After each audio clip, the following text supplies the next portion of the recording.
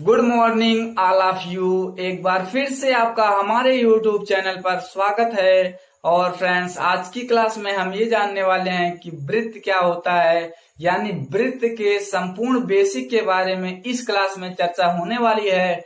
तो ये क्लास बहुत ही महत्वपूर्ण होने वाली है आप लोगों के लिए, तो ये वीडियो अंत तक देखते रहिए। तो चलिए गाइस, शुरू करते हैं आज की वीडियो।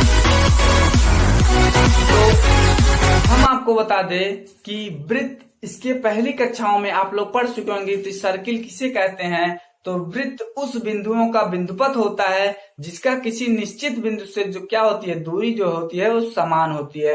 तो यहाँ से हम कह सकते हैं कि जैसे मान लीजिए ये कोई पॉइंट है हमारा, इस पॉइंट से अगर हम ऐसा कौन सा बिंदुओं का रास्ता बनाए, बिंदुओं का बिंदुपथ बनाए जिसकी इस बिंदु से निश्चित बिंदु से दूरी समान होनी चाहिए। अगर हम मान लीजिए ये कोई बिंदुओं का ऐसा कोई रास्ता बना रहे हैं, मान लीजिए, चलिए ऐसा हमने रास्ता बनाया। अब क्या संभव है कि इस बिंदु से जितने भी बिंदु हैं सबकी दूरी समान होनी चाहिए? ये कभी भी पॉसिबल नहीं हो सकता। जैसे इन दोनों बिंदुओं के बीच की दूरी मान लीजिए 2 सेंटीमीटर हो, तो क्या इन दोनों बिंदुओं के बीच की दूरी या इन बिंदुओं के बीच की दूरी या इन बिंदुओं के बीच की दूरी 2 सेंटीमीटर होगी? ये कभी भी संभव नहीं है। तो यहां से हम कह सकते हैं ऐसा आकृति कोई भी संभव नहीं है जिसका इस प्रकार की आकृति बन सकते हैं। तो ऐसी आकृति कौन सी बनेगी जिसका बिंदुओं का जो बिंदु से दूरी हो समान होनी चाहिए? तो अगर हम इस प्रकार की कोई आकृति बनाएं, इस प्रकार की कोई आकृति बनाएं, तो इस प्रकार की आकृति में हम देखेंगे कि अब देखिए इस बिंदु से आप किसी भी दिशा में जाएंगे, यहां से ये दूरी लेंगे, यहां से ये दूरी लेंगे, तो यहां से ये दूरी लेंगे, यहां से ये दूरी लेंगे, यहां से ये दूरी लेंगे, ये दूरी लेंगे, कोई भी दूरी आप यहां से लेंगे,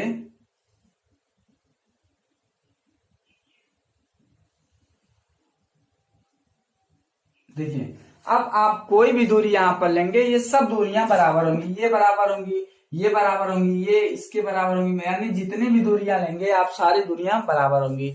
तो ये जो हमारी निश्चित बिंदु है, ये जिस बिंदु से हमने ये इस आकृति को पाया है, तो इसी आकृति को हम वृत्त का केंद्र कहते हैं। तो इस केंद्र को हम मान लीजिए O से डिनोट कर रहे हैं। अब ये जो निश्चित दूरी है, जिस दूरी से हमने ये सर्किल ड्रॉ किया है, वृत्त जिसे हम कह रहे हैं, तो ये जो दूरी होगी इसको हम कहते हैं वृत्त की त्रिज्या।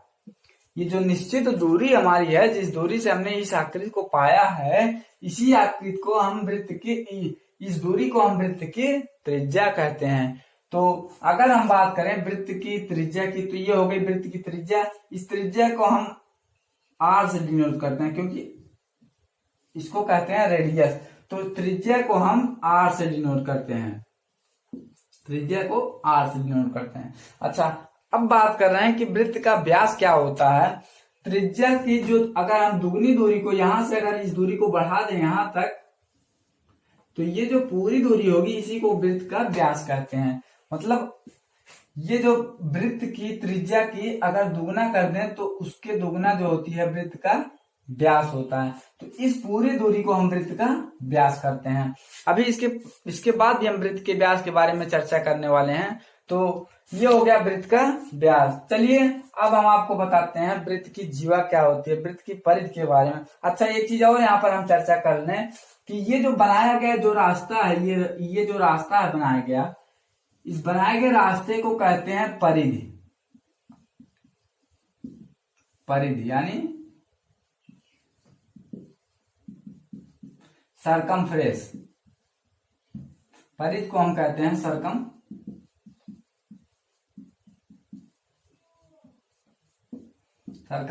ये हमारा रेडियस, ये हमारा सेंटर है, ये है केंद्र।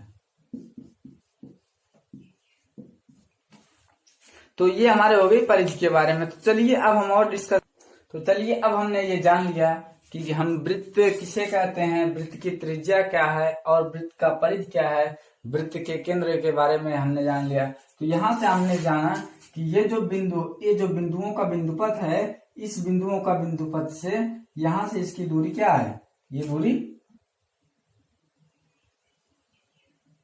चलिए ये जो इस बिंदु से इस बिंदुओं का जो बिंदु पथ है इसकी दूरी क्या है, समान होती है।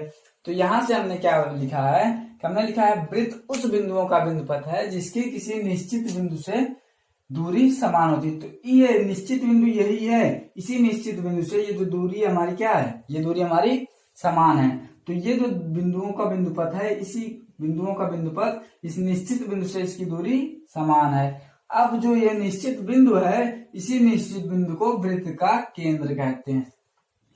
अब बात करते हैं वृत्त की त्रिज्या की। तो वृत्त की त्रिज्या हमने आपको क्या बताया कि ये जो निश्चित दूरी है, ये जिस दूरी से ये बिंदु पथ हमने बनाया है, तो इसी जो निश्चित दूरी है, इसी निश्चित दूरी को हम वृत्त की त्रिज्या कहते हैं। अब बात करते हैं कि जो बिंदुओं का जो वृत्ताकार आकृति हमको मिली है, इस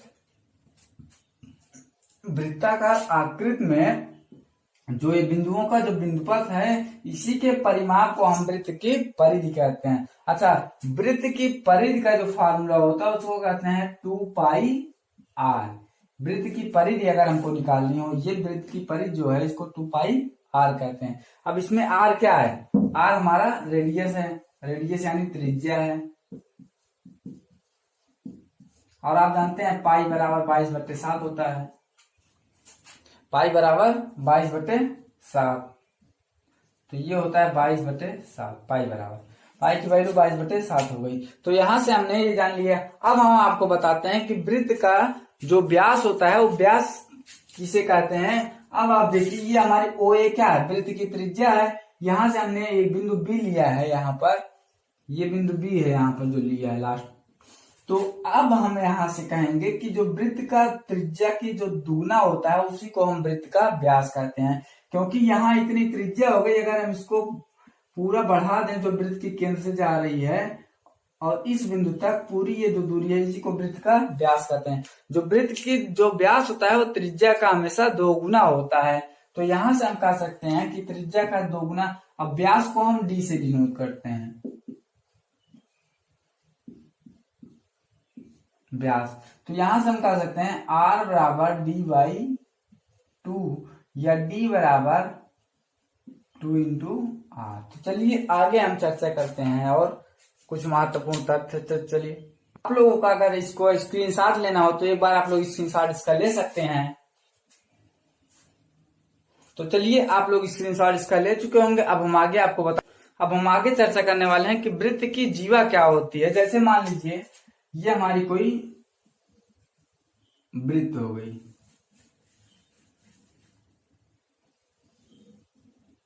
ये हमारी मान लीजिए कोई वृत्त हो गई। अब इस वृत्त के किन्हीं इस वृत्त के मान लीजिए इस वृत्त के दो बिंदु, एक बिंदु यहां हमने ले लिया A, एक बिंदु यहां ले लिया B। तो हम कह सकते हैं यहां से जीवा क्या है। अगर हम इन दोनों बिंदुओं को यहां से मिला दें, इन दोनों बिंदुओं को मिला दें, तो यही हमारी क्या होती है, यही हमारी वृत्त की जीवा होती है। तो हम कह सकते हैं वृत्त के किन्हीं दो बिंदुओं को मिलाने वाली रेखा को हम जीवा कहते हैं। वृत्त के किन्हीं दो बिंदुओं को मिलाने वाली रेखा को हम जीवा कहते हैं। अब ये हमारी AB क्या हो गई, जीवा हो गई। लेकिन मान लीजिए ये दो बिंदु है, ये भी दो बिंदु है, ये भी दो बिंदु है, ये भी दो बिंदु है, ये भी दो बिंदु है। हमने दो बिंदु को मिला रहे हैं, तो ये सब क्या हो गई, सारी ये क्या हो गई, सारी जीवा हो गई। ये भी जीवा, ये भी जीवा, ये भी जीवा, ये भी जीवा। लेकिन ये जो वृत्त का केंद्र O है, अगर इस केंद्र O से जो यहां जा रही है, तो ये भी हमारी क्या होगी। तो हम यहां से क्या कर सकते हैं कि ये जो रेखाखंड है, ये भी रेखाखंड हमारी जीवा हो गई, ये भी रेखाखंड हमारी जीवा हो गई, ये भी हमारी रेखाखंड जीवा हो गई, ये भी हमारी रेखाखंड जीवा हो गई। लेकिन जो वृत्त के केंद्र से रेखाखंड जा रही है, इस रेखाखंड को हम जीवा नहीं कहते, इस रेखाखंड को हम कहते हैं व्यास।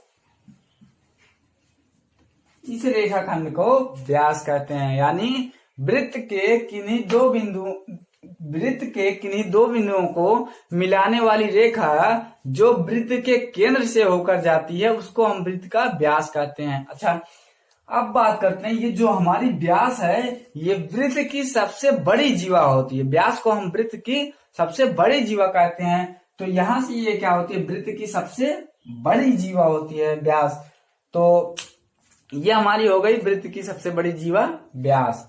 तो चलिए अब आगे हम देखते हैं, देखेंगे कि आर्क क्या होता है, यानी चाप क्या होता है, वृत्त में चाप क्या होता है। तो जैसे ये मान लीजिए हमारे एक वृत्त हो गया,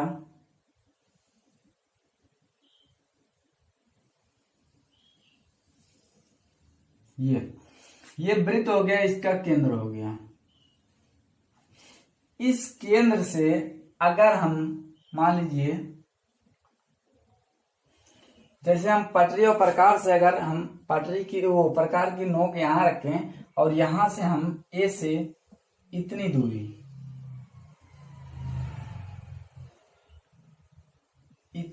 अगर लेकर हम आर्क करें, तो ये जो इतनी जो भाग होगा जो ये, इसी को हम कहते हैं ए, जो भाग होगा ए और बी, इसी को हम कहते हैं चाप। क्या कहते हैं? चाप। क्या कहते हैं इसको?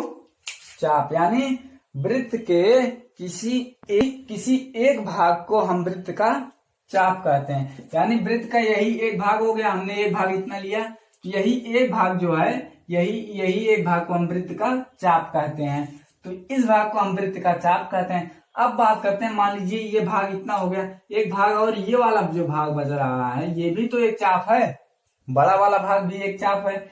ये बिंदु मान लीजिए सी है, ये बिंदु डी है। तो जो हमारी ACD है, ACD, जो ACD है, इसको हम कहते हैं लघुचाप। लघुचाप क्या कहते हैं? लघुचाप। और जो हमारी ADB है, ये बी है, सॉरी ये बी है, ADB है, इसको कहते हैं दीर्घचाप। तो बड़ा वाला जो ये भाग है, बड़े वाले ये भाग को कहते हैं दीर्घचाप, छोटे वाले भाग को कहते हैं लघुचाप। तो ये हो गया आर्क और चाप की बात। अब आगे हम बात करते हैं, अब हम देखेंगे कि अर्धवृत्त किसे कहते हैं। अभी हमने आपको बताया जो वृत्त की सबसे बड़ी जीवा होती है उसको हम व्यास कहते हैं। तो वो हमारी वृत्त के केंद्र से होकर जाती है। यानी जो वृत्त का व्यास होता है वो वृत्त को दो बराबर भागों में बांटता है। जैसे देख लीजिए, ये यहाँ से जा रहा है, तो अब एक भाग ये ऊपर वाला हो गया, एक भाग नीचे वाला हो गया। मान लीजिए यहाँ से जा रहा है, तो एक भाग ये इतना हो गया, दूसरा भाग इतना हो गया। तो इस जो होता है उसके एक भाग को हम अर्धवृत्त कहते हैं। तो वृत्त की जो जीवा सबसे बड़ी जीवा व्यास होती है, वो व्यास जो है वृत्त को दो बराबर भागों में बांट देती है। तो उसी में से एक भाग को हम अर्धवृत्त कहते हैं। तो ये हो गया अर्धवृत्त। अब बात करते हैं कि वृत्तखंड किसे कहते हैं। वृत्तखंड किसे कहते हैं? वृत्तखंड जैसे मान लीजिए हमारा सर्किल हो गया,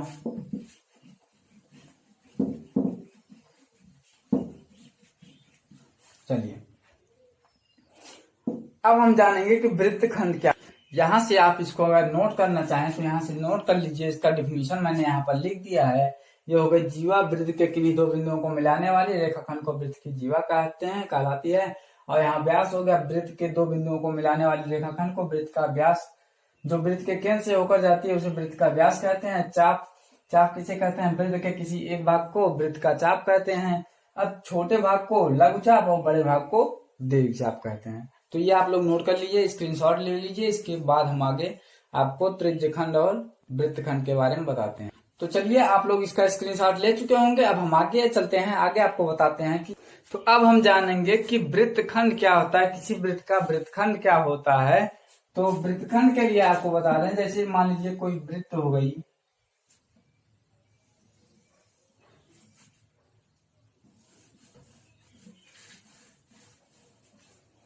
जैसे मान लीजिए ये कोई हमारा वृत्तखंड हो गया, यहाँ पर छोटा सा मान लीजिए ये वृत्त हो गया। ये जो हमारी वृत्त है, इस वृत्त को हमने लिखा क्या है? वृत्त के चाप। अब आप जानते हैं ये वृत्त का चाप हो गया, वृत्त का चाप। और वृत्त के जीवा, मान लीजिए ये बिंदु A है और ये बिंदु B है। अब अगर ए बी रेखाखंड को मिला दें, मान लीजिए ये बिंदु है, अगर ए बी रेखाखंड को यहाँ से मिला दें, क्या होगा, जैसे ये हमारा क्या हो गया, एक वृत्त हो गया, इस वृत्त का एक केंद्र हो गया। अब इस केंद्र से मान लीजिए ये आपकी त्रिज्या हो गई। अब ये जो त्रिज्या है, इस त्रिज्या को अगर एक ये जो जीवा ए बी है, तो हमने लिखा है ये कि जीवा से जो घिरे हुए आकृति को हम वृत्तखंड कहते हैं। अब जीवा ए बी हो गई और ये आर्क हो गया, यानी ये चाप हो गया। तो ये जो आकृति हमारी इस प्रकार की आकृति बन रही है, इसी को हम कहते हैं वृत्तखंड।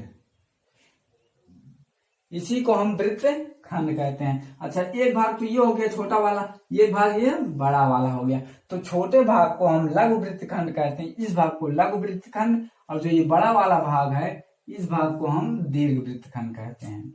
तो आप लोग जान गए कि दीर्घ वृत्तखंड क्या है, लघु वृत्तखंड क्या है। अब हम त्रिज्यखंड की बात करते हैं। तो त्रिज्यखंड क्या होता है हमारा, यहाँ पर देखिए,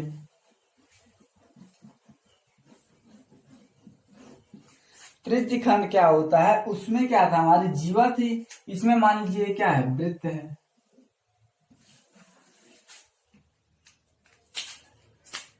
ये हमारी एक वृत्त हो गई,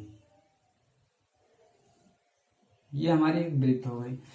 अब इस वृत्त से हम क्या करेंगे कि जो इस वृत्त की जो त्रिज्या है, चलिए ये हमारी वृत्त हो गई। अब इस वृत्त का ओ केंद्र है, ये इसकी त्रिज्या हो गई। तो वृत्त के त्रिज्याओं तथा उसके चाप द्वारा जो घिरी हुई आकृति है, जो ये आकृति बन रही है, इसी को हम त्रिज्यखंड कहते हैं। यानी वृत्त की जो त्रिज्या मान लीजिए ए बी है और ये आर्क है, ये ओ ए त्रिज्या ओ बी त्रिज्या, तो इसके द्वारा जो घिरी हुई ये आकृति है, इसी आकृति को हम त्रिज्यखंड कहते हैं। तो इसको हम त्रिज्यखंड कहते हैं। तो इस आकृति को हम त्रिज्यखंड कहते हैं। अब इस त्रिज्यखंड में भी दो त्रिज्यखंड मिल रहा है, एक ये त्रिज्यखंड और एक ये बड़ा वाला त्रिज्यखंड। तो हम यहां से कह सकते हैं जो छोटा वाला भाग है, छोटे वाले भाग को लघु त्रिज्यखंड कहते हैं और बड़े वाले भाग को दीर्घ त्रिज्यखंड कहते हैं। तो यहां से छोटे वाले भाग को लघु त्रिज्यखंड और बड़े वाले भाग को दीर्घ त्रिज्यखंड। तो यहाँ पर हमने त्रिज्यखंड की परिभाषा लिख दिया है कि वृत्त के चाप तथा वृत्त की त्रिज्याओं से घिरी हुई आकृति को हम त्रिज्यखंड कहते हैं। अब जैसे ये हमारा वृत्त हो गया, इसकी एक त्रिज्या ये हो गई, एक त्रिज्या ये हो गई, ये तो वृत्त की त्रिज्या हो गई। और ये जो चाप है, मान लीजिए ए बी, ये ओ। अब ए बी क्या है, चाप है। अब ए बी चाप और ओ ए ओ बी त्रिज्याओं से घिरी हुई जो आकृति है, उसी आकृति को हम क्या कहते हैं, त्रिज्यखंड कहते हैं। तो हमने आपको बताया कि जो छोटी आकृति मिल रही है, इस छोटी आकृति को लघु वृत्तखंड कहते हैं और बड़ी आकृति को दीर्घ वृत्तखंड कहते हैं। तो इस वीडियो में हमने आपको कंप्लीट बेसिक वृत्त के बारे में बता दिया है। तो अब इसके अगली वीडियो हम लेकर आएंगे, उसमें कुछ न्यूमेरिकल के बारे में चर्चा करेंगे।